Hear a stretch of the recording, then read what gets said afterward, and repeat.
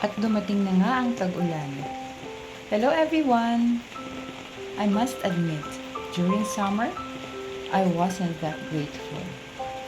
Napakainit.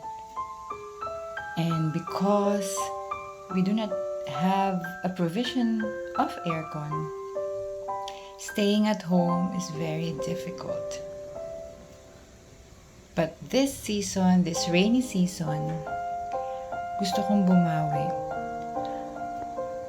I wish and I hope to be more thankful and to appreciate what God has given us.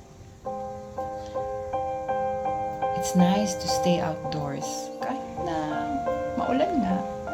But the beauty of the outdoors is so special that I desire to bring it inside the home, to bring beauty, to remind each member of the family what a beautiful God we have.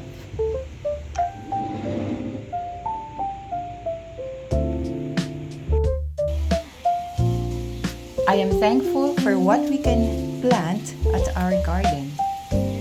At para lutuin ito, nakakatuwa. It's really a joy to serve good food to your family. How about you? What are you serving to your family today?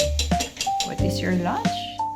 Or what is your breakfast? Or what is your dinner for today?